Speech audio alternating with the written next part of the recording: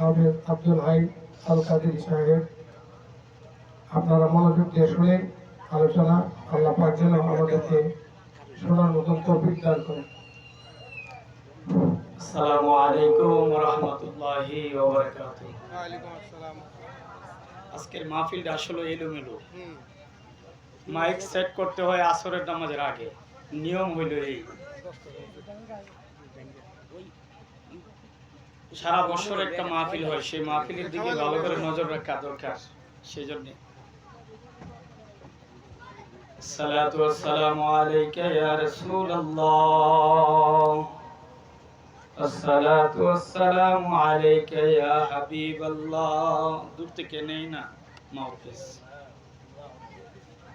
আসসালাতু ওয়াসসালামু আলাইকা ইয়া শাফিআল মুজনাবিন, আসসালাতু ওয়াসসালামু আলাইকা ইয়া রাহমাতাল লিল আলামিন। আল্লাহুম্মা সাল্লি আলা সাইয়্যিদিনা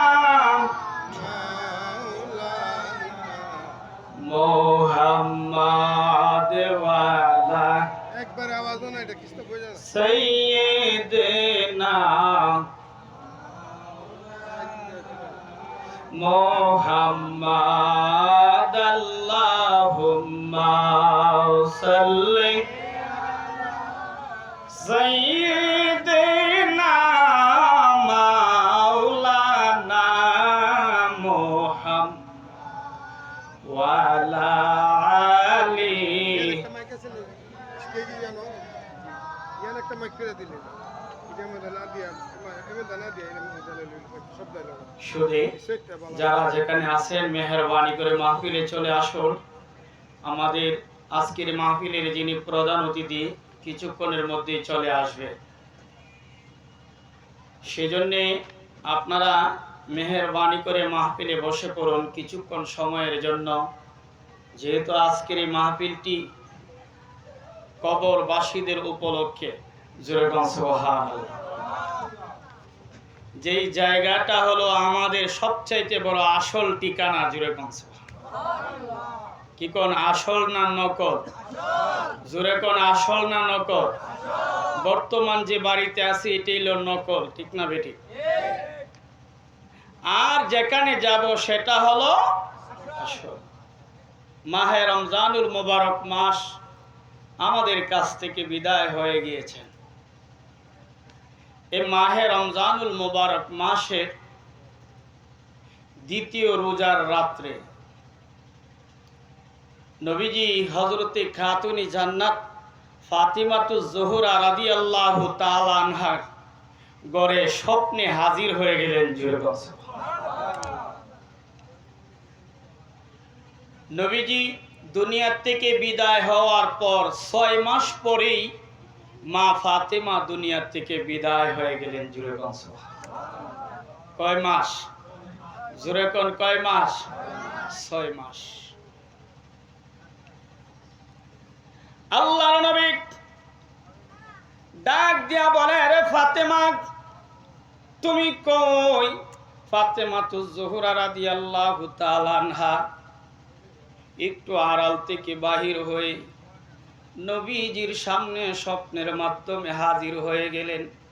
ইয়া রাসূলুল্লাহ, ইয়া হাবিবাল্লাহ, নবী গো আমার আপনি খুঁজতেছেন।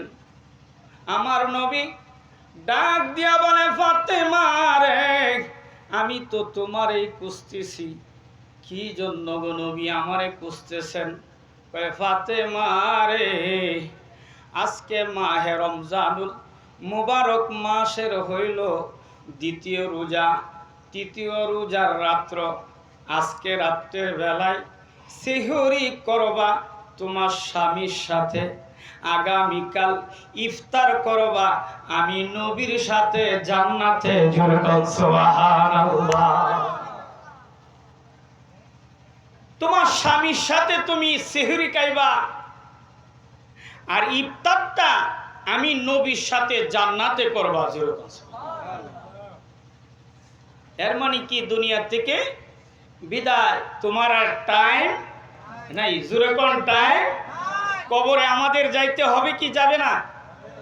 নাকি কেউ বাকি থাকবে? হ্যাঁ, ফালাইবা কই যাইয়া রে মানুষ, লুকাইবা কই যাইয়া, আজরাইল আসিয়া একদিন বান্দিবে কষিয়া রে, জগৎ স্বামীর ঘরে যাইতে হইবে রে। ঠিক কিনা বলেন? আরে এক বিয়া তোমার হইছে রে মানুষ, আসলা এই বব সংসারে, আরেক বিয়া হইবে তোমার স্বামীর হাত ধরে, আরেক বিয়া হইবে তোমার, আরেক বিয়া হইবে তোমার সাদা কাফন দিয়া রে, জগৎ স্বামীর ঘরে যাইতে হইবে। বলুন, জগৎ স্বামীর ঘরে ফালাইবা কই যাইয়া রে মানুষ, লুকাইবা কই যাইয়া, লুকাইবা কই যাইয়া রে মানুষ, ফালাইবা কই যাইয়া, আজরাইল আসিয়া একদিন বান্দিবে কষিয়া রে, জগৎ স্বামীর ঘরে। কি কন, যাইতে হবে কিনা? আরে বাজবে না আর বিয়ার সানাই, খাইবে না গাইবে না কেউ গান, খাইবে না কেউ কুরমা ফুলাও, যত যে মেহমান। আরে কেহ কাঁদবে চুপে চুপে, কেহ কাঁদবে চুপে চুপে, মাই কাঁদবে চিল্লায়া রে, জগৎ স্বামীর ঘরে। কি কন, যাইতে হবে কিনা?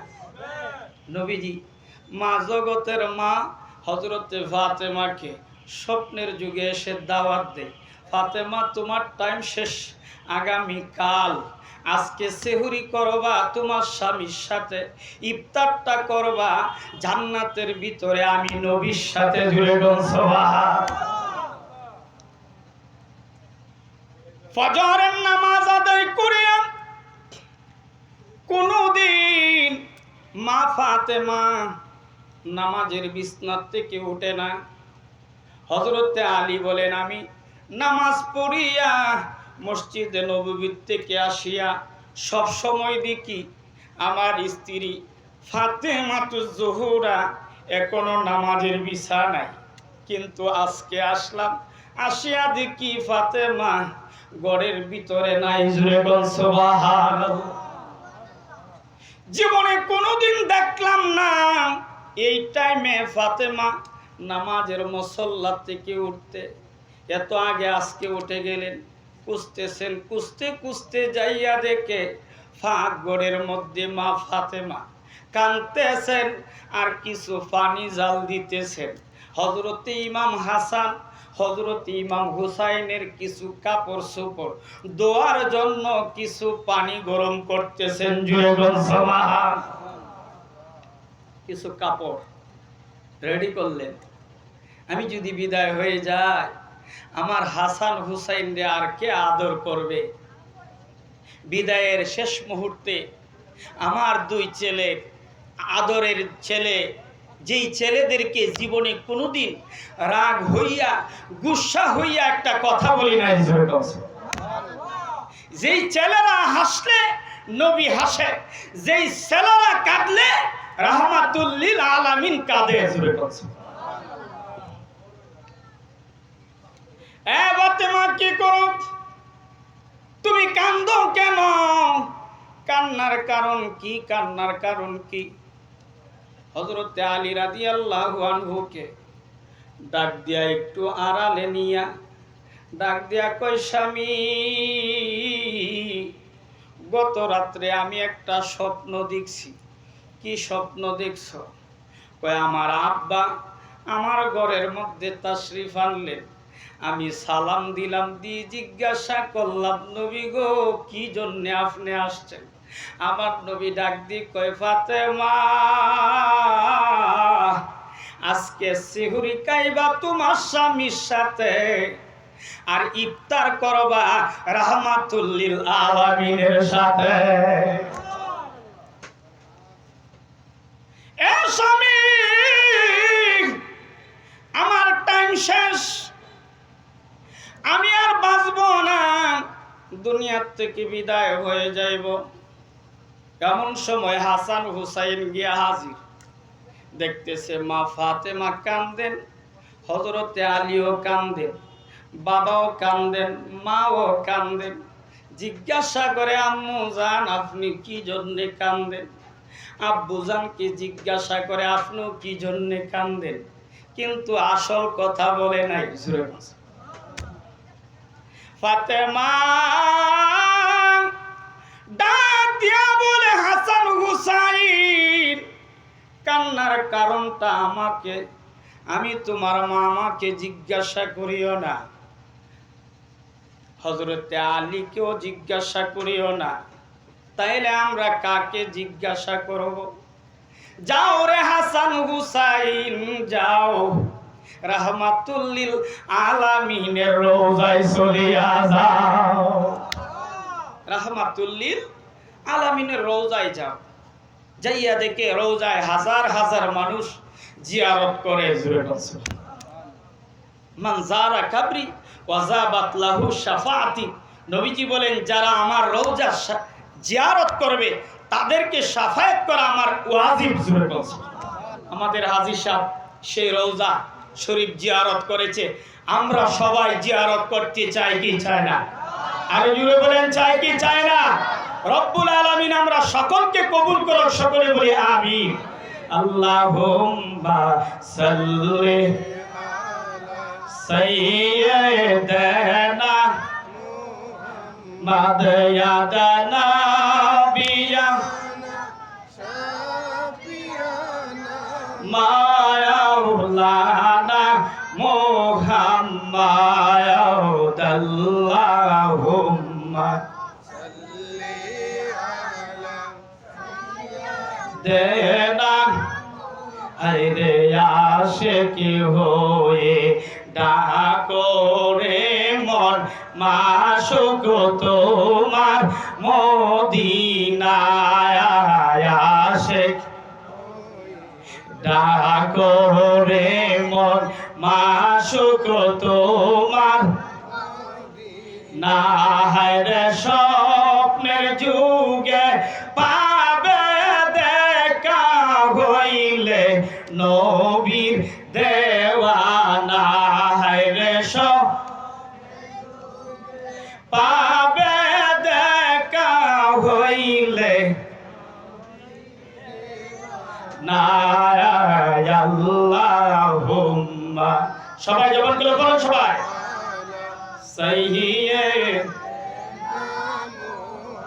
বন্ধুরা, গভীর মনোযোগ সহিত অন্তরের কান লাগান। পৃথিবীর কোনো মানুষ যদি স্বপ্নে তাইকা আমার নবীরে দেখে, তাইলে বুঝতে হবে নবীরই দেখছে। জোরে কোন সুবহানাল্লাহ। স্বপ্নের মাধ্যমে যদি নবী আসে, এটা নবী ওই আর কেউ না। জোরে কোন সন্দেহ আছে? জোরে কোন সন্দেহ আছে? আল্লাহ কয়, আমার সুরত শয়তান ধরতে পারে, তামাম পৃথিবীর সমস্ত মানুষের সুরত শয়তান ধরতে পারে, কিন্তু আমার নবীরে আমি আল্লাহ এমন ভাবে বানাইছি, এই নবীর সুরত শয়তান ধরার ক্ষমতা না। ইমাম হুসাইন আর ইমাম হাসাইন নবীজির রওজা মুবারকের উপরে গিয়া উঠছে। জোরে বলুন। ছোট্ট বাচ্চারা দেখবেন, যদি বাবার কবর, পারিবারিক কবর হয়, তাইলে বাবার আকর্ষণে ছোট্ট বাচ্চারা কিছু বুঝে না, গিয়া দইরা কবরের উপরে উঠা যায়। কি কর আছে কি নাই? তো ইমাম হাসান আর হুসাইন নবীজির রওজা মুবারকের উপরে উঠা নবীরে ডাকতেছে, ইয়া রাসূলুল্লাহ। জোরে বলুন। নবী শুনে কি শুনে না? আরো জোরে বলেন, শুনে কি শুনে না? এই বন্ধুরা, চতুর্দিক দিয়ে হাজার হাজার সাহাবী, কেউ নবীর কথা শুনে না, নবীর কথা কেউ শুনে না। কিন্তু ইমাম হুসাইন ডাক দেয় নবী রে, নবী জবাব দেয় রওজা মুবারকের ভিতর থেকে। ইমাম হুসাইন ডাক দিলে নবী রে, নবী শুনে, নবী কথার জবাব দিলে ইমাম হুসাইন শুনে, ইমাম হাসাইন নবীরে ডাক দিলে নবী শুনে, নবী ইমাম হাসাইনকে ডাক দিলে আমার ইমাম হুসাইন ইমাম হাসাইন শুনে। জোরে বলছ? আর কেউ শুনে? জোরে কোন? আর কেউ শুনে না। নাতি শুনে আর নানা শুনে। কিতাবের মধ্যে উল্লেখ করছেন সেই সময় অনেকগুলা সাহাবী নবীজির রওজা মুবারকের চতুর্দিক দিয়ে ছিল। জুড়ে কিন্তু ইমাম হুসাইন আর ইমাম হাসাইন নবীরে কি কথা জিজ্ঞাসা করছে কেউ জানে না, কিন্তু তাদের উত্তর নানার কাছ থেকে পাইছে। আমার নবীরে ডাক দিয়ে কয়, নবী আজকে সকালবেলা থেকেই দেখতেছি আম্মু জান কান্দে, আব্বু জানও কান্দে। আমরা জিজ্ঞাসা করলাম কি জন্য কান্দেন, আম্মু জানও কোনো জবাব দেয় না, আব্বু জানও কোনো জবাব দেয় না। পাঠাই দিছে গো নবী আপনার কাছে। জুড়ে কাছে আমার নবী ডাক দিয়া কয়, ইমাম হাসান হুসাইন আজকের পর থেকে তোমরা আর কোনোদিন মা দেখবা না। মায়ের মতো আপন নাই রে সংসারে, মায়ের মতো আপন সংসারে, আজকে বুঝি শুয়ে আছে কবরে আল্লাহ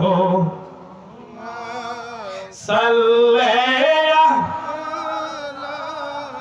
মুহাম্মাদ ওয়ালা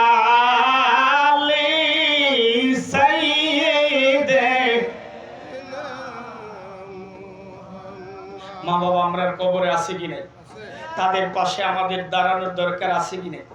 বাজার তোমার শরীরে কতটা দাগ আছে পৃথিবীর কেউ জানে না। তোমার শরীরে, সারা শরীরে কতটা দাগ আছে পৃথিবীর কেউ জানে না, জানে মা। জোরে কোন? কে জানে? জোরে কোন? কে জানে? তুমি যদি সাগরে পড়ে দুনিয়ার থেকে বিদায় হয়ে যাও, তোমার অর্ধেকটা শরীর যদি মাছে খেয়ে ফেলে পৃথিবীর কেউ চিনবে না, তোমার মা চিনবে। তুমি যদি সাগরের মধ্যে ডুবে পৃথিবীর জমিন থেকে বিদায় হয়ে যাও, তোমার সমস্তটা দেহ যদি একদম পচে গলে যায়, দুর্গন্ধ বাহির হয়ে যায়, পৃথিবীর কেউ যদি তোমার পাশে না যায়, একজন লোক তোমার পাশে যাবে, তিনি হলেন মা। সুবহানাল্লাহ। এই মারে আমরা ভালোবাসতে চাই কি চাই না? এই যুবক তোমারে আমি বলতেছি, তোমারে তুমি যদি নামাজি হও, তোমার মার সাথে যদি তুমি কথা না বলো, তোমার নামাজের প্রয়োজন নাই। ঠিক কিনা বলে? যুবক আমি তোমাকে বলছি, আমি মাওলানা আব্দুল হাই আল কাদরি বলছি, তুমি যদি তোমার মা বাবাকে ভালো না বাসো, তোমার হজ করার কোনো প্রয়োজন কি কোন আছে? করলে কোনো লাভ হবে? তোমার কোরআন তেলাওয়াত করলে কোনো লাভ হবে না, কারণ তুমি তো আসল চিনো না। এই দুনিয়ার জমিনে সবচাইতে বড় মহা মূল্যবান সম্পদের নাম মা এবং বাবা। আমাকে সাবজেক্ট দিয়েছেন মা, এই জন্য আমি সাবজেক্ট অনুযায়ী কথা বলতেছি। আমার সময় একদম কম। হুজুর চলে আসবেন প্রধান অতিথি, অনেক মহা মূল্যবান ওয়াজ আপনারা শুনবেন। একটু ধৈর্য ধরে আপনারা বসে। আমরা মা বাবারে ভালোবাসতে চাই কি চাই? ইমাম হুসাইন কান্দে, নানা যান, আমরা মাই যদি চলিয়া যায়, আমরা আর কাকে মা বলে ডাকবো? দৌড়িয়া বাড়িতে যাই, যাইয়া দেখে মা ফাতেমা কান্দে। হযরতে আলী রাদিয়াল্লাহু আনহুকে বলতেছে, স্বামী, ও আদরের স্বামী, অনেক দিন যাবত আপনার সাথে আমি সংসার করেছি, না জানি কত ভুল করেছি, বেয়াদবি করেছি। যদি ভুল হয়, যদি বেয়াদবি হয়, আজকে এই মুহূর্তে আপনার কাছে আমি ক্ষমা চাই, আমারে ক্ষমা করে দিবেন। এখন যদি ক্ষমা না করে, কিয়ামতের ময়দানে আমার আব্বার সামনে, কোটি কোটি উম্মতের সামনে আমারে লজ্জা দিবেন না। জোরে বল সুবহানাল্লাহ। স্বামী আর স্ত্রী, এই স্বামী স্ত্রীরে কয় শালার জি। জোরে বল নাউজুবিল্লাহ। কি এর জি? এটা হারাম নাকি? জোরে কর। আমরা স্বামী স্ত্রী, তাম পৃথিবীর জমিনে স্বামী স্ত্রী যদি মিল হয়, তাইলে দুনিয়াটাই জান্নাত হয়। জোরে কর।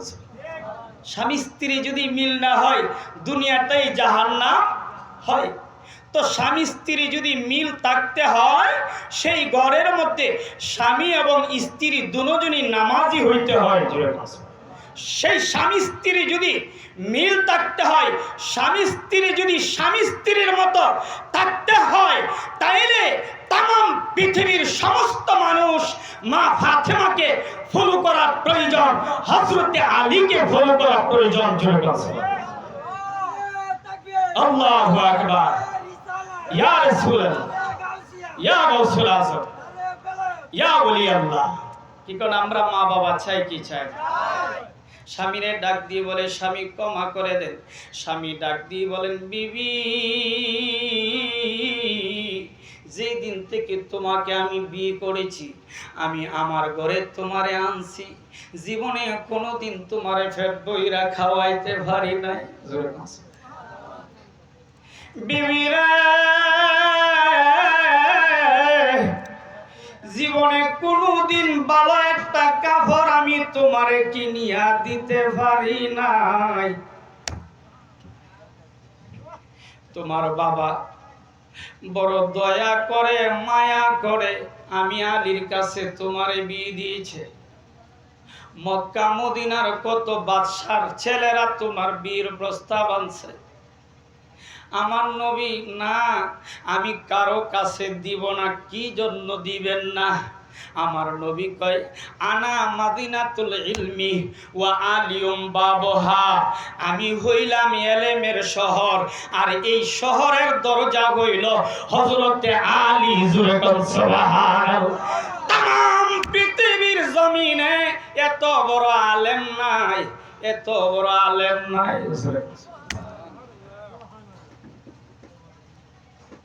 এই কারণে তোমারে আমি আলীর কাছে বিয়ে দিয়েছে।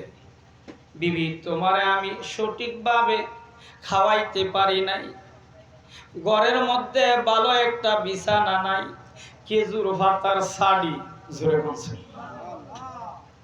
খেজুর গাছের যে চুলা, এই চুলা দিয়া একটা বালিশ। জোরে বলছে। বিবিরা, এই ঘরের মধ্যে এত কষ্ট করে সংসার করলাম, জীবনে কোনোদিন কালো মুখ করে আমি আলীর একটা কথা বললাম না।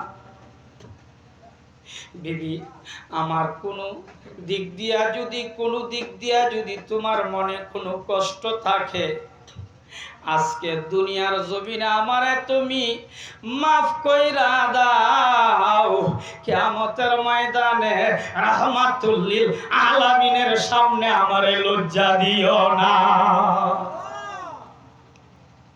বিবি ডাক দিয়া কই, স্বামী আমার কাছে আপনি কোনো ভুল করেন নাই। স্বামীও বলে, বিবি আপনিও আমার কাছে কোনো ভুল করেন নাই। এইভাবে বলতে বলতে কাঁদতে কাঁদতে আসরের নামাজের টাইম হয়ে গেল। জোরে কাঁদছে। বিবি ডাক দিয়ে বলে, স্বামী আরেকটা গুরুত্বপূর্ণ কথা বলতাম। আমার নবীর হযরতে মা ফাতেমাতুজ জোহরা রাদিয়াল্লাহু আনহা ডাক দিয়া বলতেছেন, স্বামী আমি একটা গুরুত্বপূর্ণ কথা বলতাম। কি কথা? আমি তো মনে হয় ইফতারের আগেই দুনিয়া থেকে বিদায় হয়ে যাইব। আমি যদি বিদায় হয়ে যাই আমার মরার খবর কারো কাছে দিবেন না। জোরে কাছে স্বামী গভীর রাত্র রজনীতে আমার জানাজার নামাজের আয়োজন করবেন। আপনি নিজে জানাজার নামাজ পড়বেন, জানাজার দাওয়াত কাউকে দিবেন না। বিবি কি জন্য দিব না? ও স্বামী এই বডিটা পৃথিবীর কাউকে আমি দেখাই নাই, শুধু আপনি দেখছেন। আমি হইলাম রাহমাতুল লিল আলামিনের মেয়ে। তাম পৃথিবীর সমস্ত মহিলারা আমারে ফলো করবে। আমি যদি বিদায় হয়ে যাই, মানুষকে যদি আপনি দাওয়াত দেন, মানুষ চলে আসবে। আমার দেহটা মানুষে দেখবে আমি কতটুকু লম্বা ছিলাম, আমি কতটুকু ফাস্ট ছিলাম, আমার বডিটা কেমন ছিল। এই কারণে আপনি কারো কাছে বলবেন না। দয়া করে আপনি নিজে একা একা আমার দাফনের ব্যবস্থা করবেন। জোরে কোন সুবহানাল্লাহ। বন্ধুরা এই ঘরের মধ্যে বসে বসে এক পাশে ইমাম হুসাইন কান্দে, আরেক পাশে ইমাম হাসান কান্দে, আর মা ফাতেমার পাশে বসে বসে রে হযরতে আলী কান্দে। জোরে কোন সুবহানাল্লাহ।